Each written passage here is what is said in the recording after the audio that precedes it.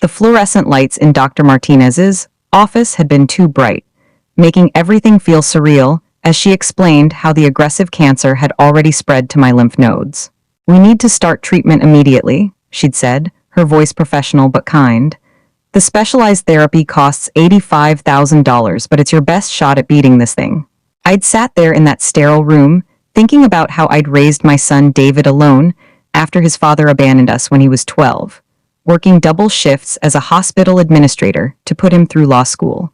Now at 62, I needed him more than I'd ever needed anyone. David's law office occupied the top floor of a gleaming downtown building, all glass and chrome and expensive furniture that screamed success. His secretary announced me with barely concealed surprise since I never visited unannounced. When I entered his corner office, he was reviewing documents, his dark hair perfectly styled, wearing a suit that probably cost more than my monthly mortgage payment. "Mom, what's wrong?" He could read the panic in my face immediately. I placed the medical reports on his mahogany desk. "I have cancer, David, aggressive lymphoma. Without treatment, I have 3 months." The color drained from his face as he scanned the papers. "Jesus, Mom, I'm so sorry." He stood up and came around the desk to embrace me. And for a moment, I felt the relief of having my child take care of me. "The treatment isn't covered by insurance," I continued, my voice steadier now. "It's experimental, but it's my only chance. $85,000. David returned to his chair, the businessman mask sliding back into place. "That's a lot of money, Mom." Something in his tone made my stomach clench. "I know it is, but David, I'm asking for my life." He leaned back, fingers steepled. The same gesture I remembered from when he was a child, trying to get out of trouble. "Let me talk to Jessica about it. We'll need to see what we can do." Jessica, his wife of 3 years, who'd never liked me much. The woman who'd convinced him to move across town so they wouldn't have to deal with family obligations too often. That should have been my first warning, but hope makes you overlook red flags, doesn't it? I hugged him goodbye, thinking, surely my only child wouldn't let me die for lack of money. After all, I'd sacrificed everything for him. Surely that counted for something. I was about to learn exactly how much it counted.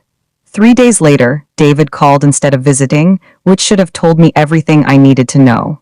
His voice sounded different, rehearsed like he was reading from a script Jessica had written. "Mom, we've been talking about your situation." "Our situation?" I corrected gently. "David, this is about your mother's life." The silence stretched uncomfortably before he cleared his throat. "Right, of course. It's just that $85,000 is our entire emergency fund. Jessica's worried about what would happen if we had our own medical emergency." I stared out my kitchen window at the garden I'd been tending for 15 years, wondering if I'd live to see another spring. "David, I'm not asking you to go into debt. I know you have the money." He just made partner at his firm, and Jessica worked as a pharmaceutical sales rep. They weren't hurting financially. "It's not that simple, Mom. We have responsibilities, obligations, the house payment, Jessica's student loans. We're trying to start a family." Each excuse felt like a small knife to my chest. "I raised you alone after your father left us with nothing," I said quietly. "I worked 2 jobs to put you through law school. I never once asked you to pay me back. That was your choice," he said, and I heard Jessica's influence in those cold words. "You chose to have a child. You chose to support me. I didn't ask for any of that." The phone nearly slipped from my hand. This stranger's voice couldn't be coming from my son. The boy I'd rocked through nightmares, cheered at every baseball game, celebrated with at his law school graduation. "David, I'm asking for my life. $85,000 to live." My voice cracked despite my efforts to stay strong.